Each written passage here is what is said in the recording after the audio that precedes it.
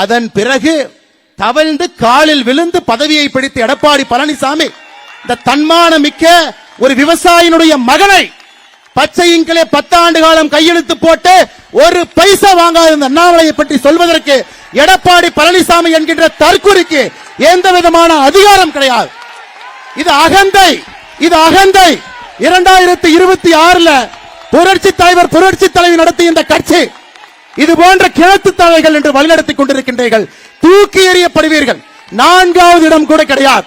2026 சட்டமன்ற தேர்தலில் அனைத்து இந்திய அண்ணா திராவிட முன்னேற்ற கழகத்திற்கு 4வது இடம் கூட கிடையாது. அதற்கு எடப்பாடி பழனிசாமி சொன்ன பதில் என்னன்னா, தோற்க போகிற மோடிக்காக நான் எதற்கு வாரணாசிக்கு வர வேண்டும் என்று சொன்ன பதில். இல்லை என்று எடப்பாடி பழனிசாமி சொல்லட்டும்.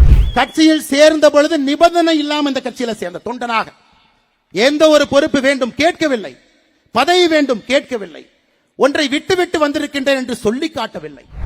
முன்னாள் தெலுங்கானா மற்றும் புதுச்சேரி மாநிலத்தினுடைய ஆளுநராக இருந்து அரசியல் பணி அவரை தொடர்ந்து 5 வருட காலம் ஆளுநராக இருந்த பொழுதும் கூட மக்கள் பக்கம் நிற்க வேண்டும், ஒரு ஆடம்பர மாளிகையில இருக்கக்கூடாது, அவருடைய கால் சாதாரண வீதிகளிலே வர வேண்டும், மக்களுக்கான பணிகளை செய்ய வேண்டும், பெரும் மாமனிதர்களோடு அந்த சபையிலே நடக்கக்கூடாது என்பதை ஒரு கங்கணமாக எடுத்துக்கொண்டு 2024 பாராளுமன்ற தேர்தலில் தென் சென்னையிலே களம் கண்டு பாரதிய ஜனதா கட்சி 2026 நிச்சயமாக ஆட்சிக்கு வர வேண்டும் என்பதற்காக முழுவதுமாக தன்னை அர்ப்பணித்து உழைத்துக் கொண்டிருக்கக்கூடிய எங்களுடைய மூத்த தலைவர், முன்னாள் மாநில தலைவர், வழிகாட்டி அக்கா டாக்டர் தமிழிசை சவுந்தரராஜன் அவர்களே, மாநிலத்தினுடைய துணைத் தலைவர்களாக மூத்த தலைவர்களாக இருந்து நம்மை வழிகாட்டி கொண்டிருக்கக்கூடிய அருமை அண்ணன் சக்கரவர்த்தி அவர்களே, அண்ணன் VP துரைசாமி அவர்களே, தேசிய செயற்குழு உறுப்பினர் சகோதரி குஷ்பு சுந்தர் அவர்களே, மூத்த தலைவர்கள் மாநிலத்தினுடைய துணைத் தலைவர் நாராயண திருப்பதி அவர்களே, அண்ணன் சம்பத் அவர்களே, டால்பின் ஸ்ரீதர் அவர்களே,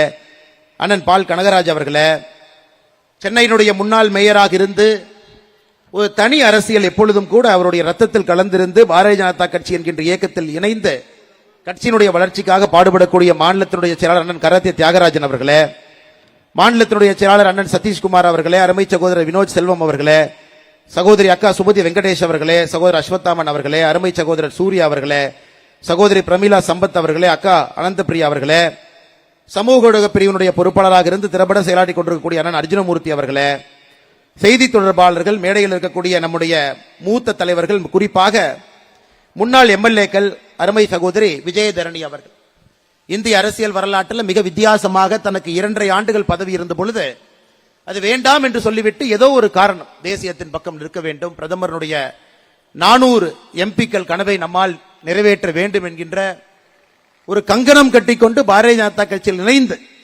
பணியாற்றி கொண்டிருக்கக்கூடிய அக்கா விஜயதரணி அவர்களே, முன்னாள் சட்டமன்ற உறுப்பினர் அக்கா கோமதி ஸ்ரீனிவாசன் அவர்களே, அக்கா காயத்ரி தேவி அவர்களே, அக்கா ராஜலட்சுமி அவர்களே, மேடையின் மீது இருக்கக்கூடிய எல்லா அணி பிரிவினுடைய தலைவர்களே, எல்லோருக்கும் இந்த நேரத்தில் என்னுடைய நெஞ்சார்ந்த நன்றிகளை, வாழ்த்துக்களை, வணக்கங்களை தெரிவித்துக் கொள்கின்றேன். மிக முக்கியமாக இந்த நிகழ்ச்சிக்காக அரும்பாடுபட்டு YMCA திடல்ல இவ்வளவு பெரிய ஒரு எழுச்சி கூட்டத்தை கூட்டியிருக்கக்கூடிய நம்முடைய எல்லா ஒன்றிய தலைவர்கள் எல்லோரும் இருக்கின்றார்கள். அவர்களுக்கு இந்த நேரத்தில் தென் சென்னை கிழக்கு, சென்னை மேற்கு, மத்திய சென்னை கிழக்கு, மத்திய சென்னை மேற்கு, வட சென்னை கிழக்கு, வட சென்னை மேற்கு எல்லோருக்கும் இந்த நேரத்தில் நெஞ்சார்ந்த நன்றிகளை தெரிவித்துக் கொள்கின்றேன். சென்னை மாமன்றத்தில் நமக்கு 2 உறுப்பினர்கள் இருக்கின்றார்கள், கடுமையாக மக்களுக்காக பணி செய்து கொண்டிருக்கின்றார். ஒருவர் பாரதிய ஜனதா கட்சியில் இணைந்து பாரதிய ஜனதா கட்சியிலே வளர்ந்து மாமன்ற உறுப்பினராக தேர்ந்தெடுக்கப்பட்டிருக்கக்கூடிய அக்கா உமா ஆனந்தன் அவர்கள் இங்க இருக்கிறார். இன்னொருவர் சுயேட்சையாக போட்டியிட்டு தன்னுடைய பலத்தை எல்லாம் நிரூபித்து காட்டிவிட்டு பாரதிய ஜனதா கட்சியில் இணைந்து நான் பணியாற்ற வேண்டும் என்று வந்து நம்முடைய இயக்கத்தை வலுப்படுத்திக் கொண்டிருக்கக்கூடிய அண்ணன் லியோ சுந்தரம் அவர்கள் மேடையின் மீது இருக்கின்றார்கள். இருவருக்கும் என்னுடைய சிறப்பு வணக்கத்தையும் நன்றிகளையும் இந்த நேரத்தில் நான் தெரிவித்துக் கொள்கின்றேன்.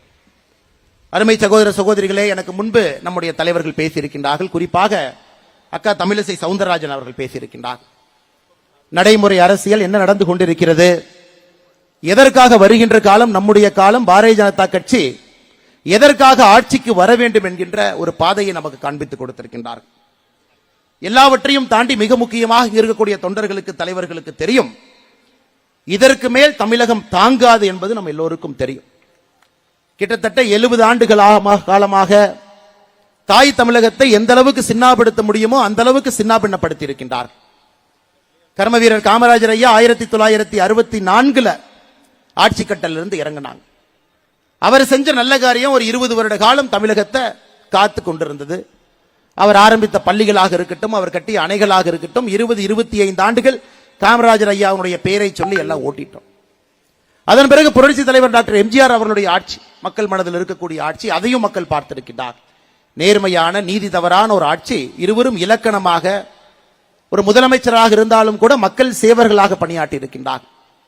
இன்னைக்கு 2024 பின் திருப்பி நம்முடைய தலையை பார்க்கின்றோம். எல்லாரையும் பார்க்கிறோம். அரசியல் கட்சிகளுடைய எல்லா தலைகளையும் பார்க்கிறோம், தலைவர்களை பார்க்கிறோம். இன்னைக்கு இருக்கக்கூடிய முதலமைச்சர்கள், இதற்கு முன்பு தமிழகத்தினுடைய முதலமைச்சர்களாக யார் இருந்தார், எப்படிப்பட்ட தமிழகத்தை எங்கே கொண்டு வந்து நிறுத்தி இருக்கின்றார். கொஞ்சம் கொஞ்சமாக நம்முடைய பெருமை எல்லாம் இழந்து கொண்டிருக்கின்றோம். ஒரு மாநிலமாக தமிழகத்தை முந்தியடித்து முன்னால் சென்று கொண்டிருக்கின்றார். இந்தியாவினுடைய மிகப்பெரிய பொருளாதார மாநிலமாக மகாராஷ்டிரா தமிழகம் என்று 40 ஆண்டு காலமாக இருந்தது. இன்னைக்கு மகாராஷ்டிரா, உத்தரப்பிரதேசம், தமிழகம் என்று மாறி இருக்கிறது. 2028 முடியும் பொழுது மகாராஷ்டிரா, உத்தரப்பிரதேசம், கர்நாடகா, தமிழகம் என்று மாறி இருக்கும். 2032 முடிந்திருக்கும் பொழுது 4வது இடத்தில் இருக்கக்கூடிய தமிழகம் 6வது இடத்திற்கு போயிருக்கும். இது அடுத்த 8 ஆண்டு காலத்தில் நாம் தமிழகத்தை பார்க்கக்கூடிய ஒரு தருணம். 2வது இருந்து 3வதுக்கு சென்றிருக்கின்றோம். 2லிருந்து 3க்கு போறதாங்க கஷ்டம். 3லிருந்து 10க்கு போறது எளிது, வேகமா கீழே வந்துருவோம். 4வதை நோக்கி சென்று கொண்டிருக்கின்றோம். கர்நாடகா வந்துட்டாங்க. ஹரியானா போற சிறிய மாநிலங்கள், ரொம்ப சின்னஞ்சிருச்சா, சோப்புடப்பா சைஸ்ல ரொம்ப சின்னதா இருக்குது மேப்ல பாத்தீங்கன்னா. அவர்களுடைய பொருளாதாரத்தை யாருக்காவது நேரம் இருந்து படிச்சு பாத்தீங்கன்னா அசுரத்தனமான வளர்ச்சியில் ஹரியானா இருக்கு. அசுரத்தனமான வளர்ச்சி. ஒரு மாநிலமும் கூட போட்டி போட்டுக்கொண்டு மத்திய பிரதேஷ் இன்னும் 10 ஆண்டுகள் தான் தமிழகத்தினுடைய இடத்தை பிடித்து அதுவும் ஒரு மிகப்பெரிய மாநிலமாக மாறுவதற்கான எல்லா சாத்தியக்கூறுகள் இருக்கு. என்ன காரணம் ஐயா? இன்னிருக்கக்கூடிய எல்லா மாநிலங்களும் அடுத்த 25 ஆண்டுகள் என்ன வேண்டும் என்பதற்காக வேலை செய்யறாங்க. எந்த மாதிரி திட்டங்களை கொண்டு வர வேண்டும், எந்த மாதிரி திட்டங்களை கொண்டு வந்தால் தொழில் வளர்ச்சி கிடைக்கும், வேலை வாய்ப்பு கிடைக்கும், சாதாரண மக்களுக்கு ஒரு ஆட்சி, ஒரு அரசு எப்படி கூட துணை இருப்பது என்பது இந்தியாவில் இருக்கக்கூடிய நிறைய ஆட்சியாளர்கள் யோசித்து பார்த்துக் கொண்டிருக்கின்றார். ஆனா தமிழகம் மட்டும்தான், தமிழகத்தினுடைய ஆட்சியாளர்கள் மட்டும்தான் ஒரு குடும்பத்திற்காக சிந்தித்துக் கொண்டிருக்கின்றார். எந்த முடிவெடுத்தாலும் டெண்டர், கமிஷன், கான்ட்ராக்ட் வருமா, எந்த முடிவெடுத்தாலும் அவர்களுடைய கஜானா நம்புமா, எந்த முடிவெடுத்தாலும் கூட மகனும் மருமகனும் நன்றாக இருப்பாங்களா. இன்னைக்கு அக்கா தமிழிசை அக்கா சொன்னாங்க, நேற்று நடந்த ஒரு நிகழ்வுல சூப்பர் ஸ்டார் ரஜினிகாந்த் அவர்கள் பேசிய பேச்சு. சூப்பர் ஸ்டார் ரஜினிகாந்த் அவர்கள் பேசிய பேச்சை நான் எப்படி பார்க்கிறேன்னா, துரைமுருகன் போன்றவர்கள் மேடையில் இருக்கும் பொழுது, ஏவா வேலு போன்றவர்கள் மேடையில் இருக்கும் பொழுது, அரியணை உதயநிதி ஸ்டாலின் கைக்கு போகும்போது கலவரம் வெடிக்கும் என்பதை சுட்டிக்காட்டி இருக்கின்றார். அதுதான் சூப்பர் ஸ்டார் ரஜினிகாந்த் அவருடைய பாணியில அது அப்படியே நல்லா பூசி மெழுகி அது மேல சுகர் எல்லாம் கோட் பண்ணி யாருக்கு எந்த பிரச்சனையும் வரக்கூடாது என்பதற்காக அந்த பண்ணை வந்து முதலமைச்சருடைய வாயிலை திணித்து விட்டு போயிருக்கின்றார். அதான் ஒரு சூப்பர் ஸ்டார் ஸ்டாலின் சுத்தி ஸ்டாலினுக்கு சொல்லியிருக்கார். சூப்பர் ஸ்டார் அவர் இப்படி இருக்கு, பழைய மாணவன் புதிய மாணவன் சொல்லியிருக்கிறார். இன்னைக்கு தமிழகத்தினுடைய நிலை அது. எப்பொழுது துணை முதலமைச்சராக உதயநிதி வருவார்கள் என்று அமைச்சர்கள் எல்லாம் காத்துக் கொண்டிருக்கின்றார். ஏன்னா வந்துட்டாங்கன்னா அவர்களுடைய குழந்தைகளை லைஃப் அவங்க சேஃப்டி பண்ணிடலாம். இன்னைக்கு நான் வழக்கமான அரசியல் பேச்சு பேச போவது கிடையாது. காரணம், சில முக்கியமான விஷயங்களை உங்கள் முன்னால் பகிர வேண்டும் என்று நான் நினைத்துக் கொண்டிருக்கின்றேன். காரணம், தமிழகத்தினுடைய தலைநகர சென்னையில் இதை சொல்ல வேண்டும் என்பது என்னுடைய ஆசை. நானும் 3 ஆண்டு காலமாக இது போன்ற ஒரு சமயத்திற்காக காத்துக் கொண்டிருந்தேன். இன்னைக்கு இவர்கள் எல்லோரும் எதற்காக காத்திருக்கின்றார்கள் என்றால், முதலமைச்சருடைய கையில் இருந்து உதயநிதி ஸ்டாலின் கைக்கு அந்த பொறுப்பு போகும் பொழுது நமக்கு பின்பு நம்முடைய மகன் வந்து விடுவான், எந்த பிரச்சனை இருக்காது என்பதற்காகத்தான் திராவிட முன்னேற்ற கழகத்தினுடைய அமைச்சர்கள் ஜால்ரா கோஷ்டிகளாக சத்தம் போட்டுக் கொண்டிருக்கின்றார். எப்படி ஒரு கிணத்து தவளை கத்தும் பொழுது சுற்றி இருக்கக்கூடிய கிணத்து தவளைகள் கத்துமோ அதுபோல எல்லாரும் மாத்தி அவர்கள் எப்படி அரசியலுக்கு வந்தாங்க. தன்மான அரசியல் 1970 பேசின தலைவர்கள் இன்னைக்கு உதயநிதி ஸ்டாலின் துணை முதலமைச்சராக வருவது தவறு கிடையாது என்று பேசிக் கொண்டிருக்கின்றார். இங்கேதான் தமிழ் சமுதாயம் சென்று கொண்டிருக்கிறது. எங்க போயிட்டு இருக்குன்னா, இங்க போயிட்டு இருக்குது. ஒரு குடும்பத்தினுடைய கையை தாண்டி 3வது தலைமுறையாக ஒரு குடும்பத்தினுடைய கையிலே ஆட்சி அதிகாரம் இருக்க வேண்டும். அது உதயநிதி ஸ்டாலின் கையிலே இருக்க வேண்டும் என்ற ஒரு பக்கம். இதற்கு முன்பு தமிழகத்தில் ஒரு அரசியல் விமர்சகர் வாழ்ந்த ஒரு மாமனிதர் ஒரு வார்த்தையை சொன்னாங்க. இந்துக்களுடைய எழுச்சி தமிழகத்தில் ஏற்படும் பொழுது திமுக பழனிக்கு பால் காவடி தூக்கும் என்று சொன்னார். இந்துக்களுடைய எழுச்சி தமிழகத்தில் ஏற்படும் பொழுது திமுக காரன் பழனிக்கு பால் காவடி தூக்குவான் என்று. இன்னைக்கு எல்லோரும் பழனியை நோக்கி சென்றிருக்கின்றார். பழனியில மாத்தி மாத்தி பேசுறாங்க. நான் அந்த ஊரை சார்ந்தவன், எங்களுடைய விவசாயமாக நாங்கள் செய்தாலும் கூட எங்களுடைய முதல் அறுவடை பழனிக்கு போகும். தமிழகத்தினுடைய எல்லோருக்கும் முருகன் தமிழ் கடவுளாக நம்முடைய கடவுளாக இருந்தார். நான் சார்ந்திருக்கக்கூடிய பகுதிக்கு எங்களுடைய முதல் கடவுளாக முருகருமான் இத்தனை காலமா இருக்க. எங்களுடைய முதல் முட்டை பழனியில் இருக்கும், பெயர் வைப்பது பழனியாக இருக்கும். முருகனை நன்றாக தெரிந்தவன் நான். என்னுடைய பெயரும் கூட முதல்ல சிவசெந்தில் குமார் என்றுதான் இருந்தது. 10வதுல தான் அது அண்ணாமலையாக அந்த பெயர் மாற்றம் சென்றாங்க. முருகனாக இருந்து சிவனாக என்னுடைய பெயரை மாற்றம் செய்தார். ஆனால் முருகபெருமானை நன்றாக உணர்ந்தவன் நான். ஆண்டிக்கோலத்தில் இருக்கக்கூடிய முருகன் அது அசாதாரணமான ஒரு கடவுள், சாதாரணமான ஒரு கடவுள் கிடையாது. ஆண்டிக்கோலத்தில் இருக்கக்கூடிய முருகன் ஞானத்தினுடைய உச்சத்தினுடைய ஒரு தன்மை. அது பழனி கோவிலை பத்தி உங்களுக்கு என்ன தெரியல. பழனி கோவிலை பற்றி புரியாதவர்கள் என்ன பண்ணுவாங்கன்னா, பழனி கோவிலின் மீது அரசியலுக்காக கை வைப்பார். யாரெல்லாம் பழனி கோவில்ல அரசியலுக்காக கை வைத்தார்களோ அவர்கள் மண்ணோடு மண்ணாக சாய்ந்திருப்பதுதான் தமிழக மன்னனுடைய சரித்திரம்.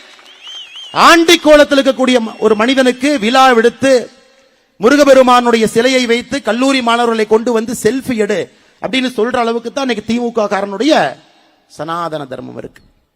போன செப்டம்பர்ல 2023 சனாதன தர்மத்தை வேறறுப்போம் என்று அதே மேடையில் உதயநிதி ஸ்டாலின், அதே மேடையில் சேகர் பாபு சனாதன தர்மத்தை வெட்டி எறிய வேண்டும் என்று பேசினார். இன்னைக்கு உச்சநீதிமன்றத்திலே உதயநிதி ஸ்டாலின் மீது வழக்கு இருக்கு. அதுக்காக நோட்டீஸ் கொடுத்திருக்கிறாங்க. உதயநிதி ஸ்டாலின் அவரும் தன்னுடைய தரப்புக்கான பதில கொடுத்திருக்கிறாங்க. அது நடந்து கொண்டிருக்கிறது. சரியாக ஒரு ஆண்டு கழித்து இன்னைக்கு அதே சனாதன தர்மம் வேண்டாம், அதை வெட்டி வீழ்த்த வேண்டும் என்று சொன்னவர்கள் முருகனுடைய பெயரை வைத்து பழனியில பால்காவடி தூக்குவதற்கு பதிலாக இது போன்ற ஒரு அரசியல் காமெடியை செய்து கொண்டிருக்கின்றார். அதையெல்லாம் தாண்டி ஆச்சரியம் என்னன்னாங்க, உதயநிதி ஸ்டாலின் அவர்கள் இன்னைக்கு பேசுறாங்க. இது வெறும் முருகன் மாநாடு மட்டுமல்ல, தமிழ் பண்பாடும் கலந்து நடந்து கொண்டிருக்கக்கூடிய ஒரு விழான். இன்னைக்கு மூச்சுக்கு 300 தடவை இவங்க எல்லாம் வந்து பெரியார் பெரியார் பெரியார்னு சொல்றாங்க. மூச்சுக்கு 300 தடவை திராவிட மாடல் என்றால் பெரியார் மாடல் அப்படிங்கிறாங்க. நடந்து கொண்டிருப்பது பெரியாருடைய ஆட்சி. இதே பெரியார் அவர்கள் தமிழ் பண்பாட்டை பத்தி என்ன சொன்னார் உங்க எல்லோருக்குமே தெரியும். தமிழ் பண்பாடு என்றால் நம்முடைய தாய்மொழியினுடைய 3 புலவர், ஐயன் திருவள்ளுவர் அவர்கள், தொல்காப்பியர் அவர்கள், கம்பன் அவர். இந்த 3 பேர்த்த பத்தி பெரியார் என்ன சொன்னாருன்னு மட்டும் நான் படிக்கிறேங்க, நீங்க கேளுங்க. திருவள்ளுவர் பத்தி சொல்றார். திருவள்ளுவன் காலத்திற்கு ஏற்ற வகையில் ஆரிய கருத்திற்கு ஆதரவு கொடுக்கும் அளவில் பகுத்தறிவை பற்றி கவலைப்படாமல் நீதி கூறும் முறையில் தனது மத உணர்ச்சியோடு ஏதோ கூறி சென்றான். இது பெரியார் அவர்கள் ஐயன் திருவள்ளுவனை பற்றி பேசுவது. பெரியார் அவர்கள் தொல்காப்பியனை பற்றி என்ன சொல்றாங்க பாருங்க. தொல்காப்பியன் ஆரிய கூலி, ஆரிய தர்மத்தை தமிழ் இலக்கணமாக செய்துவிட்ட மாபெரும் துரோகி. பெரியார் அவர்கள் கம்பனை பற்றி என்ன பேசுறாங்க பாருங்க. கம்பன் இன்றைய அரசியல்வாதியை போன்றவன். அது ஒண்ணுதான் கரெக்டா சொல்லியிருக்கார். கம்பன் இன்றைய அரசியல்வாதியை போன்றவன். அரசியல்வாதியை தப்பா சரியா சொல்லியிருக்காரு, கம்பனை பற்றி தவறா சொல்லியிருக்காங்க. முழு பொய்யன், முழு பித்தலாட்டக்காரன். இது பெரியார் அவர்கள் தமிழ் மொழியினுடைய தமிழ் பண்பாட்டினுடைய உச்சத்தில் இருக்கக்கூடிய 3 புலவர்களை பற்றி சொன்ன கருத்து.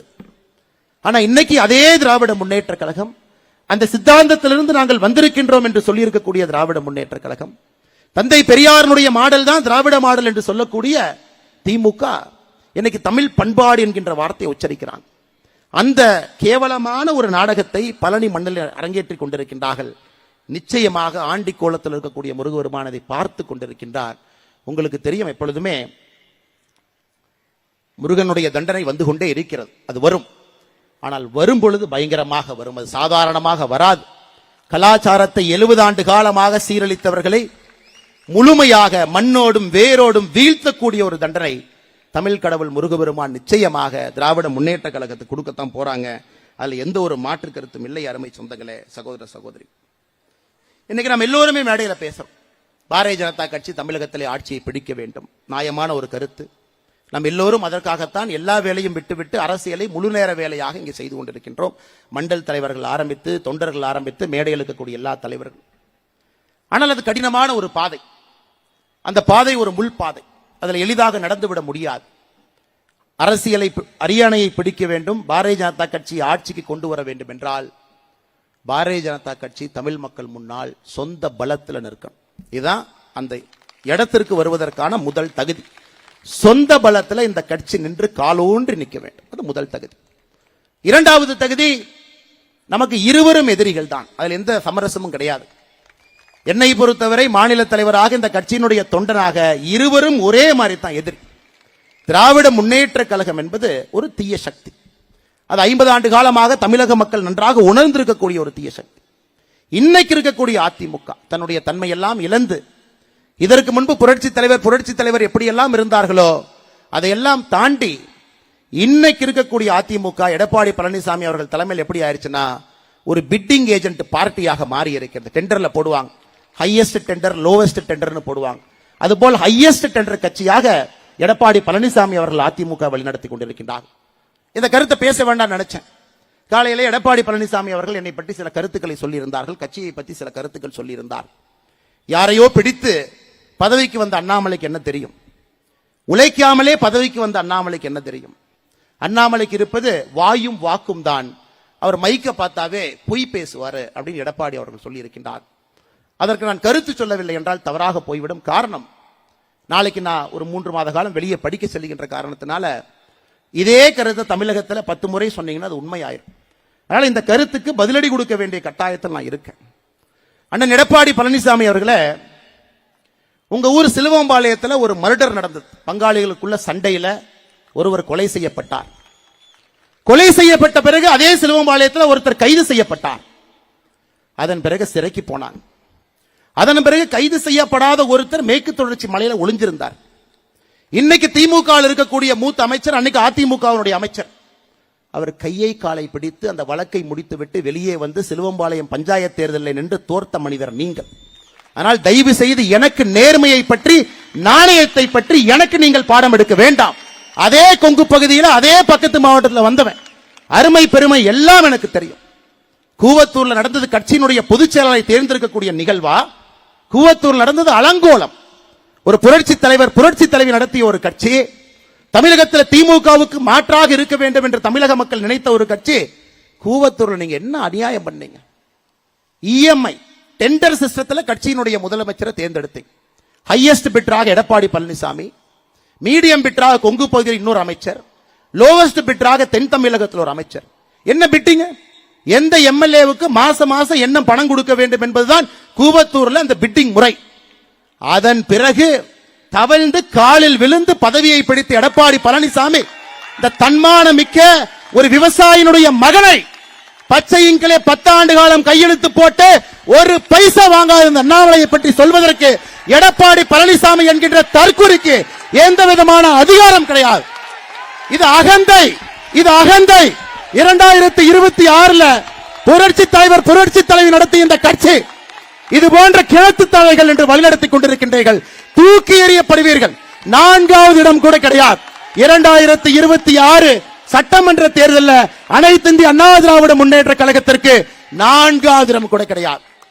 இன்னைக்கு ஒரு உண்மையை சொல்றேன். எதற்காக எனக்கும் அதிமுகவினுடைய தலைவர்களுக்கும் சண்டை?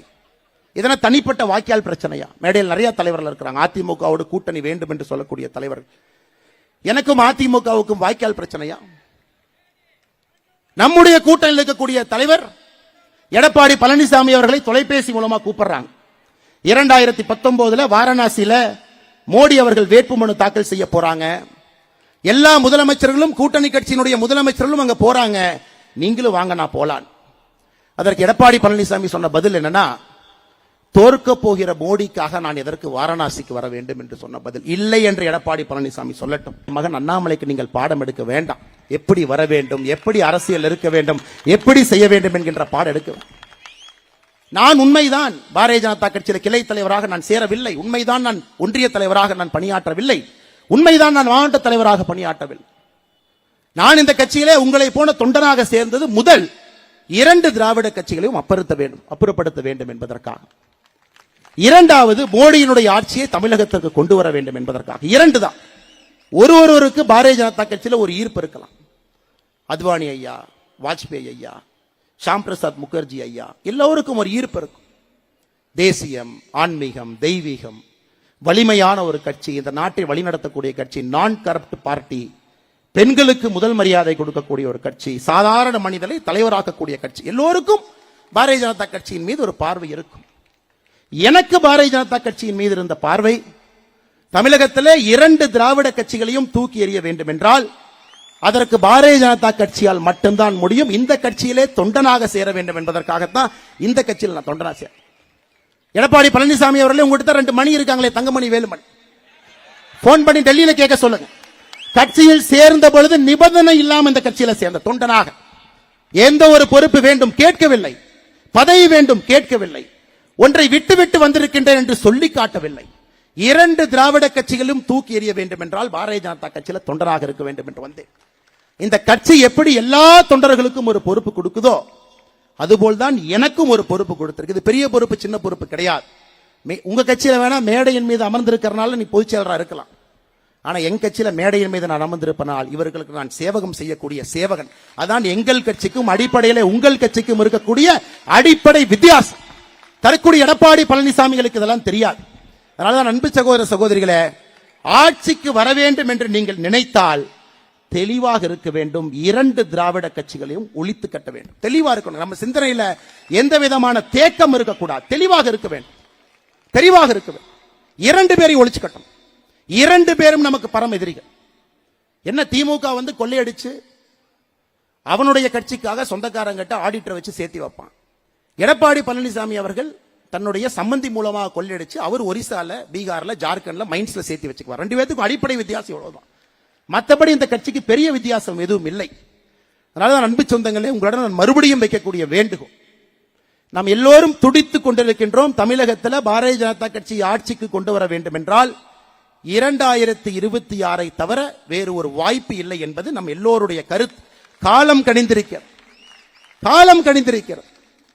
வரும்பொழுது ஒரு தொண்டை சொன்னான், அண்ணே நான் இந்த மேடைக்கு வரமாட்டேன், நம்முடைய கட்சி வந்து கலைஞர் கருணாநிதி அவருடைய சமாதிக்கு போயிருக்கிறோம், நம்முடைய கட்சி வந்து மேடையின் மீது வெளியிடக்கூடிய நாணய வெளியீட்டு விழாக்கு நம்முடைய கட்சி போயிருக்கு, அதனால் நீங்கள் என்னை ஏற்றுக்கொள்ள வேண்டும், நான் இந்த ஒரு பெரிய தலைவர், நான் இந்த நிகழ்வுக்கு சென்னை நிகழ்வுக்கு வரமாட்டேன், நீங்க தயவு செஞ்சு தப்பா புரிஞ்சுக்காதீங்க அப்படி நான் அவருக்கு பதிலளித்திருந்தேன். இது உங்களுடைய தனிப்பட்ட கருத்தாக இருந்தாலும் கூட அதை நான் தலையிட விரும்பவில்லை. அது உங்களுடைய கருத்து. அதே நேரத்தில் நீங்க நன்றாக புரிந்து கொள்ளுங்கள், மோடி அவர்களுக்கு நம்ம எப்ப தேவைப்பட்டுச்சு? 2014 மோடி அவர்களுக்கு ஒரு தொண்டனும் தேவைப்பட்டார். 283 தனி மெஜாரிட்டியில 30 வருஷம் கழிச்சு ஒரு பிரதமரை இந்த நாடு பார்க்க வேண்டும் என்பதற்காக எல்லோரும் மோடியின் பின்னால் நின்றோம். 2019 அந்த கண்டினியூட்டி மோடி அவர்கள் வர வேண்டும் என்பதற்காக மறுபடியும் நாம் நின்றோம். நாம் நன்றாக புரிந்து கொள்ள வேண்டும், மோடி அவர்களுக்கு ஒரு பாரதிய ஜனதா கட்சியினுடைய தொண்டன் 2014 விட 2019 விட 2024 இன்னும் அதிகமாக தேவைப்படுகின்றார் என்பதை நீங்கள் புரிந்து கொள்ள வேண்டும். காரணம் நாட்டினுடைய சூழ்நிலை. நம்மை சுற்றி இருக்கக்கூடிய நாட்டை பாருங்க, இலங்கையை பாருங்க, பங்களாதேஷை பாருங்க, பாகிஸ்தானை பாருங்க, ஆப்கானிஸ்தானை பாருங்க, மாலத்தீவை பாருங்க, நேபாள பாருங்க. எல்லாம் ஜனநாயகம் தோத்து விட்டது. ஒரு பக்கம் சர்வதிகாரிகள் வந்திருக்கின்றார்கள், இன்னொரு பக்கம் மிலிட்டரி ரூல், இன்னொரு பக்கம் என்ன பண்றதுனே தெரியாத பொருளாதார சுமையிலே அந்த நாடுகள் மாட்டி இருக்கிறது. நாட்டிற்குள்ள எதிரிகள் அதிகமாக இருக்கின்றார்கள். என்ன வந்தாலும் பேசலாம், வாய்க்கு வந்ததெல்லாம் பேசலாம், என்ன வேண்டுமானாலும் பிளவுபடுத்துவதற்காக பேசிவிட்டு சென்று விடலாம், அதன் மூலமாக ஆதாயம் அடலாம் என்று நாட்டில் இன்னைக்கு எதிர்க்கட்சிகள் அதிகமாக இருக்கிறான். இந்த நேரத்தில் நாம் மோடியின் பக்கம் நிற்க வேண்டியது நம்முடைய கடமை. நம்முடைய கடமை. மத்திய பிரதேசனுடைய முதலமைச்சர் கோயம்புத்தூருக்கு வரும் பொழுது நான் வரவேற்க செல்ல மாட்டேன் என்று சொன்னேன். அதே நான் மத்திய அரசு ராஜ்நாத் சிங் அவர்கள் தமிழகத்திற்கு வந்து கருணாநிதி அவர்களுக்கு ஒரு மரியாதை செய்யும் பொழுது அந்த நிகழ்வுக்கு போயிருந்தேன். நீங்கள் புரிந்து கொள்ள வேண்டும், எதற்காக நாம் இதை செய்கின்றோம் என்பதை புரிந்து கொள்ள வேண்டும். மோடி அவர்கள் எப்பொழுதும் அரசியலை ஒரு பக்கமும் தனி மனிதனுடைய வாழ்க்கையை ஒரு பக்கமும் பார்க்கக்கூடிய ஒரு மனிதன். 2017 நவம்பர்ல பாரத பிரதமர் நரேந்திர மோடி அவர்கள் கலைஞர் கருணாநிதியுடைய வீட்டுக்கு போனாங்க. வீட்டில் போய் கேட்டாங்க, ஐயா நீங்க எங்கூட வந்துருங்க, பிரதம மந்திரி இல்லத்துல தங்கிக்குங்க, டெல்லியில ஒரு 15 நாள் எங்கூட நீங்கள் வர வேண்டும் என்பது என்னுடைய ஆசை, 15 நாள் என்னோடு இருந்து விட்டு திரும்ப நீங்க தமிழகத்திற்கு வாங்க. நம் பிரதமர், நம்முடைய தலைவர் பாரத பிரதமர் நரேந்திர மோடி அவர்கள் 2017 நவம்பர்ல கலைஞர் கருணாநிதி அவருடைய இல்லத்திலே சொல்லி இருக்கக்கூடிய வார்த்தை ஏன்? அரசியலை ஒரு பக்கமும் தனி மனிதனுடைய வாழ்க்கையை ஒரு பக்கமும் பிரித்து பார்க்கக்கூடிய ஸ்டேட்ஸ்மேன்ஷிப் மோடிட்டு இருக்கு. நாம் என்று 100 ஆண்டுகள் கடந்திருக்கக்கூடிய 5 முறை தமிழகத்தினுடைய முதலமைச்சராக இருந்த ஒரு மனிதனுக்கு மரியாதை செய்திருக்கின்றோம். இதே மேடையில் கலைஞர் கருணாநிதியை கரப்ட்னு சொல்லுவீங்களா? ஆம், தமிழகத்தினுடைய நம்பர் 1 ஊழல்வாதி, எந்த மாற்று கருத்தும் இல்லை. இதே மேடையில் மாற்று அரசியல் வேண்டும் என்று சொல்வீர்களா? நிச்சயமாக வேண்டும், எந்த மாற்று கருத்தும் இல்லை. அதே நேரத்தில் கலைஞர் கருணாநிதி அவர்கள் தமிழகத்திற்கு செய்திருக்காங்களா? செஞ்சிருக்கிறாங்க. 5 முறை முதலமைச்சராக இருந்து மக்களுக்கு பணி செஞ்சிருக்காங்களா? செஞ்சிருக்கிறாங்க. அந்த இரண்டையும் பிரித்து பார்க்க வேண்டிய கட்டாயம் நமக்கு இருக்கிறது. அன்பு சகோதர சகோதரிகளே, அதை உணர்ந்துகிட்டீங்கன்னா மட்டும்தான் இந்த political party will be a matured political party. ஒரு அரசியல் இயக்கத்திற்கும் ஒரு அரசியல் கட்சிக்கும் இருக்கக்கூடிய அடிப்படை தன்மை என்னன்னா, நம்முடைய அரசியல் என்பது மெச்சோர்டாக இருக்கணும். எதை எப்பொழுது செய்ய வேண்டுமோ செய்வதற்கு நாம் தயாராக இருக்க வேண்டும். அதைத்தான் நாம் செய்து கொண்டிருக்கின்றோம். தமிழகத்தில் திமுகவினுடைய கூட்டணியும் பாரதிய ஜனதா கட்சியினுடைய கூட்டணி வரும். இன்னைக்கு டிவியை போட்டீங்கன்னா இதான் பேசுவாங்க. எல்லாம் ஏசி ரூம்ல உட்கார்ந்து விமர்சகர், வலதுசாரி, இடதுசாரி, எத்தனை சாரி இருக்குன்னு தமிழ்நாட்டினுடைய மீடியாவை பார்த்தா தான் நமக்கே தெரியும். எல்லாரும் பேசுவாங்க. இல்ல மாநில தலைவராக இருந்த கட்சியில் அண்ணாமலையும் ஒரு தொண்டன் தான். எப்பொழுதும் கூட்டணியா வராதுன்னு நீங்க சொல்லுங்க பார்க்க.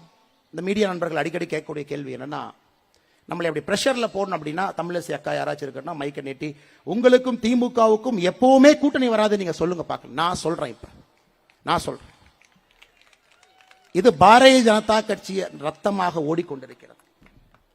மத்தியிலே பாரதிய ஜனதா கட்சியினுடைய தலைவர்கள் எல்லோரும் இங்க இருக்கக்கூடிய தொண்டர்களை கேட்டுத்தான் முடிவெடுக்கின்றார்கள். அது காங்கிரஸ் கட்சியில் இல்லாம இருக்கலாம், அது பாரதிய ஜனதா கட்சியில் எப்பவுமே இருக்கு. அதற்கு அச்சாரமாக 2024 பாராளுமன்ற தேர்தலில் தேசிய ஜனநாயக கூட்டணி தன்னுடைய பலத்தை காட்டி இருக்கிறது. மக்கள் முன்னால் ஒரு மாற்று சக்தியாக நாம் நின்று கொண்டிருக்கின்றோம். தொண்டர்களே, நான் சொன்னா அது பெரிய செய்தியாக எனக்கு தெரியும். இதை நான் யோசித்து, ஆழமாக யோசித்து, நிதானித்து, நன்றாக சிந்தனை செய்து, பாரதிய ஜனதா கட்சியினுடைய எந்த ஒரு தொண்டனுக்கும் மனம் புண்படக்கூடாது என்பதை நன்றாக உணர்ந்து இந்த வார்த்தையை நான் பதிவு செய்கின்றேன். எப்பொழுதும் பாரதிய ஜனதா கட்சிக்கும் திமுகவுக்கும் தமிழகத்திலே உறவு இருக்காது, இருப்பதற்கான வாய்ப்பு இல்லை. எழுதி வைத்துக் கொள்ளுங்கள், எழுதி வைத்துக் கொள்ளுங்கள். நடக்காது. தேசிய கட்சி எப்படி வேணாலும் முடிவெடுப்பாங்க, ஒரு தேசிய கட்சி எப்படியெல்லாம் முடிவெடுக்காது. ஒரு தேசிய கட்சி எப்பொழுதும் தொண்டனுடைய உணர்வுக்கு மதிப்பளித்தான் தேசிய கட்சி முடிவெடுக்கும். அதுதான் பாரதிய ஜனதா கட்சிக்கும் தேசிய கட்சி என்கின்ற பெயருக்கே ஒரு கெட்ட பெயரை வாங்கி கொடுத்திருக்கக்கூடிய காங்கிரஸ் கட்சிக்கும் வித்தியாசம்.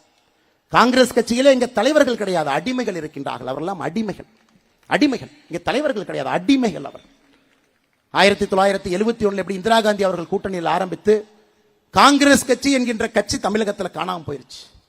அடிமைகளாக இருந்து கொண்டு அவர்கள் காங்கிரஸ் கட்சி நம்மை பார்த்து கேள்வி கொண்டிருக்கின்றார். ஆனால் நீங்கள் தைரியமாக களத்திலே உங்களுடைய அரசியலை நீங்கள் செய்ய வேண்டும். எந்த விதமான சமரசமும் நம்ம களத்தில் இருக்கக்கூடாது. காரணம், உயிரை கொடுத்து நின்று கொண்டிருக்கின்றோம். இல்ல இந்த தீய சக்தியை விட அந்த தீய சக்தி கொஞ்சம் தீய சக்தி, அந்த தீய சக்தியோட கூட்டணி வச்சு இந்த சக்தியை தள்ளி விட்டுட்டு அவங்கள கொண்டு வாங்க. பவருக்கு வந்தா இதைவிட பெரிய தீய சக்தியாக அந்த தீய சக்தி இருக்கும். அதை தொடர்ந்து தமிழகம் பார்த்து கொண்டிருக்கிறது. அருமை சொந்தங்களே, தொண்டர்களே, இங்க இருக்கக்கூடிய நம்முடைய தலைவர்களே, எல்லோரும் உழைத்துக் கொண்டிருக்கின்றீர்கள். உங்களுடைய உழைப்புக்கு அங்கீகாரம் கொடுக்கிறோம்.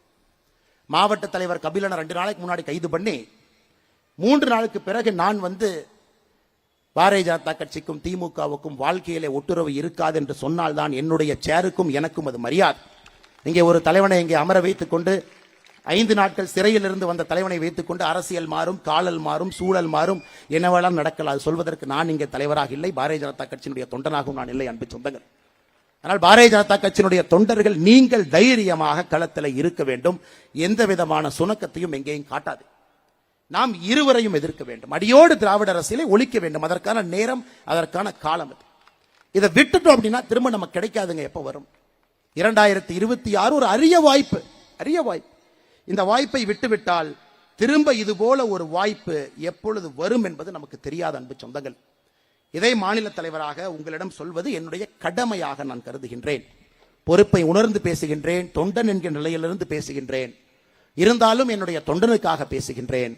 இங்கே அடுத்த 500 நாட்கள் கடுமையாக களத்திலே வேலை பார்த்தால் மட்டும்தான் 70% வாக்குகள் இன்னைக்கு வெளியே இருக்குதுங்க ஐயா, வெளியே இருக்கு. திமுக கையில், அதிமுக கையில் இல்லைங்க ஐயா. 70% மக்கள் தான் ஓட்டு போடுறாங்க. 30% ஓட்டு போடல. ஓட்டு போடாத 30% வைங்க. 70% இவர்களுக்கு கிடைப்பது எவ்வளவுன்னு பாருங்க. அதில் இவர்களுக்கு 60% தான் கிடைக்குது, 40% கிடைக்கல. இன்னைக்கு இவ்வளவு மக்கள் வெளியே நின்று கொண்டிருக்கின்றார். 60% ஒரு தேர்தலிலும் ஒரு திராவிட கட்சிக்கு வாக்களிக்காம நின்று பார்த்து கொண்டிருக்கின்றார்கள். வாக்களிக்க பிடிக்காதவர்கள் 30%. இன்னொரு கட்சி தோற்கும் என்று தெரிந்தும் திமுக அதிமுகவுக்கு ஓட்டு போடக்கூடாது என்று போடுவர்கள் எவ்வளவு பேர்? 60% ஓட்டு இன்னைக்கு சாயந்தரம் தமிழகத்தில் திராவிட கட்சிகளுக்கு மாற்றாக இருக்கக்கூடிய ஒரு கட்சிக்கு அது காத்திருக்கு. நாம் இன்று செய்ய வேண்டிய வேலை, அரசியல் கட்சியாக இருக்கின்றோம், ஆளத்தகுதியான கட்சி என்பதை நாம் நிரூபிக்க வேண்டும். இரண்டுக்கும் ஒரு வித்தியாசம் இருக்கு. அரசியல் கட்சிக்கும் ஆளத்தகுதியான கட்சிக்கும் ஒரு சிறிய வித்தியாசம். அதை இன்று நம்முடைய தொண்டர்கள் தலைவர்கள் களத்திலே காட்ட வேண்டும் என்பது என் அன்பான வேண்டுகோள். ஆளத்தகுதியான கட்சி என்னங்க? முதல் இலக்கணம். ஆளத்தகுதினா என்ன? எல்லோரையும் அளவரைத்து செல்லக்கூடிய பண்பு. ஒரு பேச்சை பேசும் பொழுது நாம் முதலமைச்சராக, நாம் அமைச்சராக, நாம் எம்எல்ஏவாக, நாம் எம்பியாக இருந்தா எப்படி அதை கொண்டு வருவோமோ அந்த மெச்சூரிட்டி. மூன்றாவது, எல்லா பிரச்சனைக்கும் ஒரு தெளிவான தீர்வு. நான்காவது, தமிழகத்தை முன்னிலைப்படுத்தி தமிழகத்திலே பாரதிய ஜனதா கட்சியினுடைய அரசியல். ஐந்தாவது, தேசியம் ஆன்மீகம் எப்பொழுதும் நம்முடைய இரு கண்களாக தமிழகத்தை முதன்மைப்படுத்தும் பொழுது நம்முடைய அரசியல் 2 கண்களாக இது இருக்க வேண்டும். இதை செய்யும் பொழுது கொஞ்சம் கொஞ்சமாக, எனக்கு திமுகவையும் பிடிக்காது, அதிமுகவையும் பிடிக்காது, பாரதிய ஜனதா கட்சியை கொஞ்சம் பொறுத்திருந்து பார்ப்போம் என்று நினைப்பவர்கள் நம் பக்கம் வர ஆரம்பிப்பார். அதை நீங்கள் செய்ய வேண்டும். அதற்கு ஒரு பெரிய வாய்ப்பு இந்த உள்ளாட்சி தேர்தல். அன்பு சொந்தங்களே, இந்த உள்ளாட்சி தேர்தலில் பாரதிய ஜனதா கட்சியினுடைய முடிவு, எல்லா இடத்திலும் பாரதிய ஜனதா கட்சி நிற்கும். எல்லா இடத்திலும் நிற்கும். மாமன்றத்தில், பஞ்சாயத்தில், எல்லா இடத்திலும் பாரதிய ஜனதா கட்சி நிற்கும் என்பது நம்முடைய அமைப்பு பொதுச்செயலாளர் கேசவநாயம்ஜி அவர்கள் எடுத்திருக்கக்கூடிய முடிவு. எல்லா இடத்திலும் நிற்போம். நிற்பதற்கு நீங்கள் தயாராக இருக்க வேண்டும். ஆட்சிக்கு வர வேண்டும் என்று நீங்கள் நினைத்தால் உள்ளாட்சி தேர்தலில் ஒரு தொண்டனும் தலைவனும் களம் இறங்க வேண்டும். மக்களுக்கு நாங்கள் சேவை செய்வோம் என்பதை நீங்கள் களத்திலே காட்ட வேண்டும். பாரதிய ஜனதா கட்சி மாற்று சக்தி என்று சொன்னால் 1,12,000 இடத்துல பாரதிய ஜனதா கட்சியினுடைய தலைவர்கள் தொண்டர்கள் உள்ளாட்சி தேர்தலில் நிற்க வேண்டும். 1,12,000 இடத்துல. இதெல்லாம் நிற்கும் பொழுது நம்முடைய பலத்தை மக்களுக்கு காட்டுகின்றோம், நம்முடைய விஸ்தாரத்தை காட்டுகின்றோம். 1,12,000 இடத்துல பெரிய கட்சிகளை நிற்பதற்கு பயப்படுவார். நாம் நிற்கின்றோம். நீங்க ஒருக்கா நின்னுட்டீங்கன்னா அந்த ஏரியால நீங்க தான் தலைவன். பிரச்சனையா இருந்தாலும் உங்க வீட்டில் வந்து 6 மணிக்கு உங்க கதவை தான் மக்கள் தட்டுவாங்க. அதையும் நீங்க பார்க்கணும். ஒரு முறை நின்று விட்டால் பாரதிய ஜனதா கட்சியை பொறுத்தவரை எங்களுடைய முதலமைச்சர் அந்த வார்டுக்கு நீங்க தான். எல்லா வார்டுகளுக்கும் சேர்த்து ஒரு முதலமைச்சர் இருக்கலாம், இத்தனை வார்டுகளுக்கு ஒரு எம்எல்ஏ இருக்கலாம். பாரதிய ஜனதா கட்சியை பொறுத்தவரை உள்ளாட்சி தேர்தலில் இந்த முறை நீங்கள் போட்டியிட்டு விட்டால் எங்களுடைய முதலமைச்சர் அந்த வார்டுக்கு நீங்க தான் என்பதை நீங்கள் புரிந்து கொள்ள முடியும். 1,12,000 முதலமைச்சர்கள் ஒன்றாக சேரும் பொழுது 2026 தமிழகத்திற்கு பாரதிய ஜனதா கட்சியினுடைய முதலமைச்சர் கிடைப்பார் என்பதை நல்லா புரிஞ்சுக்க. அதற்கு 1,12,000 பேர் களத்தில் நிற்கணும். அதனால் நம்முடைய முதல் சவால், உள்ளாட்சி தேர்தலுக்கு தயாராக களத்திலே நாம் நிற்க வேண்டும். இரண்டாவது சவால், 2 கட்சிகளுக்கும் மாற்று நாம் தான் என்பதை நாம் சொல்ல வேண்டும். 3 செயல்நிலை இருக்க வேண்டும். 4வது சவால், திமுகவினுடைய எதிர்ப்பு, அதிமுகவினுடைய எதிர்ப்பை சரியாக புரிந்து அந்த எதிர்ப்பை களத்திலே காட்ட வேண்டும். இதெல்லாம் 500 நாட்கள் தாங்க இருக்கு. 2026 அது வராது வந்திருக்கக்கூடிய ஒரு மாமணி.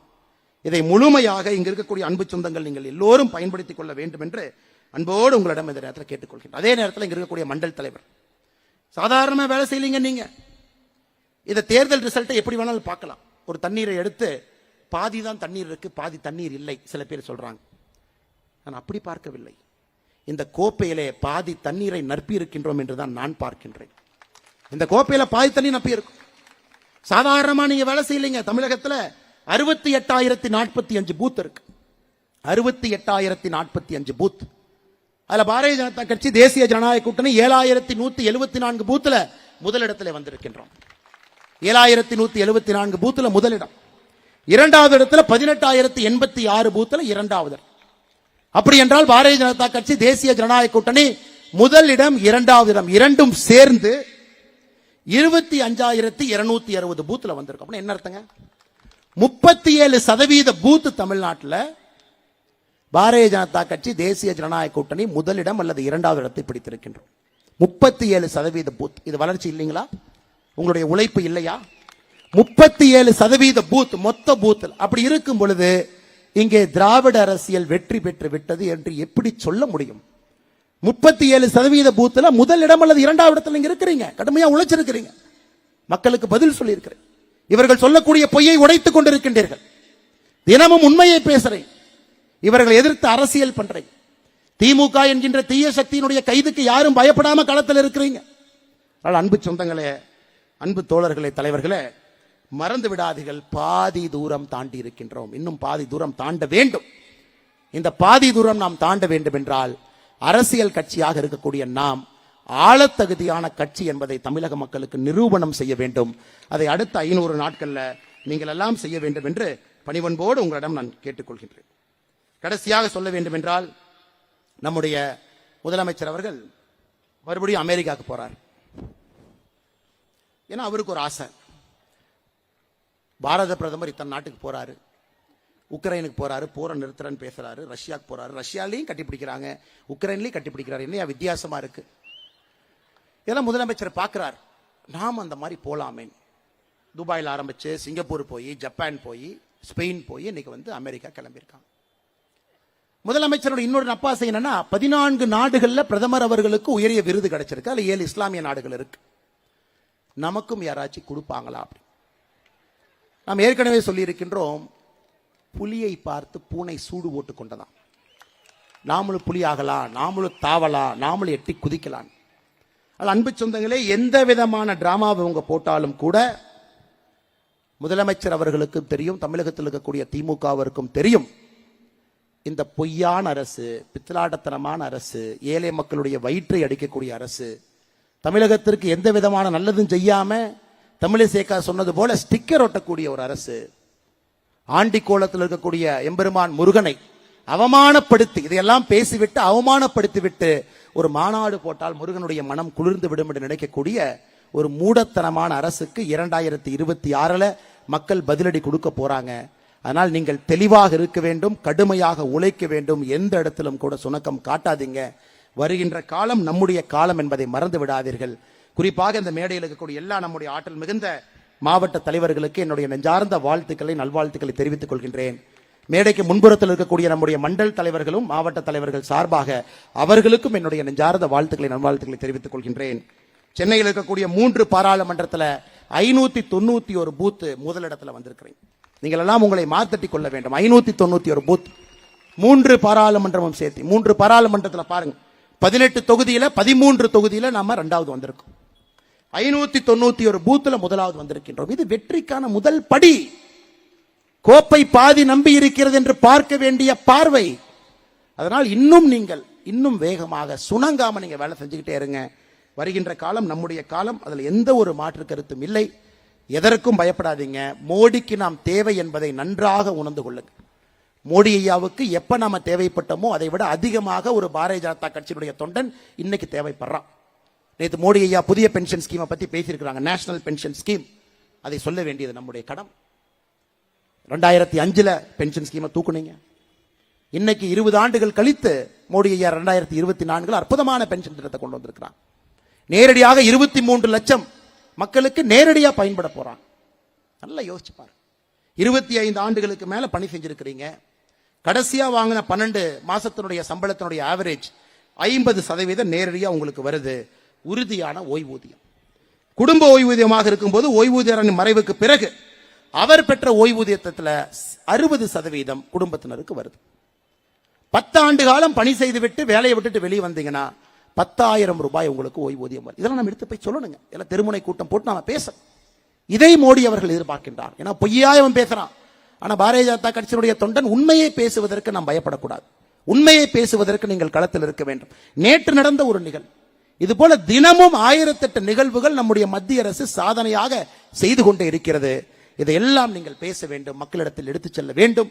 மோடி அவர்களுக்கு எப்பொழுதும் இல்லாத அளவுக்கு நாம் இன்று தேவைப்படுகின்றோம். அவரோடு அரணாக இருக்க வேண்டியது நம்முடைய கடமை. தனிப்பட்ட வெறுப்புகள் இருந்தாலும் அதை தள்ளி வைத்துவிட்டு மோடிக்கு அரண்சுவராக ஒரு பாரதிய ஜனதா கட்சியினுடைய தொண்டனும் தலைவனும் இருக்க வேண்டும் என்கின்ற அன்பான வேண்டுகோளை வைத்து உறுப்பினர் சேர்க்கை முகாம் செப்டம்பர் 1ஆம் தேதியிலிருந்து ஆரம்பிக்குது. இதுதாங்க நம்ம போட்டி. நம்ம போட்டியில அங்க காட்டணும். எத்தனை பேர்த்த பாரதிய ஜனதா கட்சியினுடைய உறுப்பினராக சேர்க்க போகின்றோம் என்பதுதான் நம்முடைய போட்டியாக இருக்க வேண்டும். செப்டம்பர் அக்டோபர் முடியும் பொழுது நாம் தெளிவாக இருக்கின்றோம். தலைவர்கள் தொண்டர்கள் எல்லாம் தமிழகத்திலே பாரதிய ஜனதா கட்சியினுடைய உறுப்பினர்கள் 1 கோடியை தாண்டும் என்பதிலே தெளிவாக இருக்கின்றோம். 8.5 கோடி மக்கள் வாழக்கூடிய அந்த மாநிலத்தில் 1 கோடி உறுப்பினர் சேர்க்கணும். இது ஒரு படி. உள்ளாட்சி தேர்தலில் 1,12,000 பேர் நிக்கணும். இரண்டாவது படி. 2 படியும் தாண்டினால்தான் முதலமைச்சர் பாரதிய ஜனதா கட்சி, அமைச்சர்கள் பாரதிய ஜனதா கட்சி நமக்கு கிடைக்கும். அதனால் எல்லோரும் நம்முடைய உறுப்பினர் சேர்க்கைக்காக முழுமையாக களத்தில் இருந்து உங்களை அர்ப்பணித்து செப்டம்பர் அக்டோபர் மாதம் முழுவதும் நடக்கக்கூடிய உறுப்பினர் சேர்க்கை 1 கோடியை தாண்ட வேண்டும். நீங்கள் அதற்கு உழைக்க வேண்டும் என்று அன்போடு கேட்டுக்கொள்கின்றேன். செப்டம்பர் 1ஆம் தேதி காலையில பாரத பிரதமர் நரேந்திர மோடி அவர்கள் மறுபடியும் பாரதிய ஜனதா கட்சியினுடைய உறுப்பினராக சேர இருக்கின்றார். பாரதிய ஜனதா கட்சியை பொறுத்தவரை 6 ஆண்டுகளுக்கு ஒரு முறை மறுபடியும் நாம் சேர வேண்டும். மோடி அவர்கள் சேரும் பொழுது தமிழகத்தில் செப்டம்பர் 1ஆம் தேதி குறைந்தபட்சம் 10 லட்சம் பேர் நம்முடைய இயக்கத்தில் உறுப்பினர்களாக சேர்க்கப்பட வேண்டும் என்பதில் நாம் தெளிவாக இருக்கின்றோம். ஒரே நாளிலே 10 லட்சம், 2 மாதத்திலே 1 கோடி என்பது நம்முடைய இலக்கு. நீங்கள் எல்லாம் ஒன்றாக இணைந்து கடுமையாக களப்பணி செய்து இதை செய்து காட்ட வேண்டும் என்று அன்போடு கேட்டுக்கொள்கின்றேன்.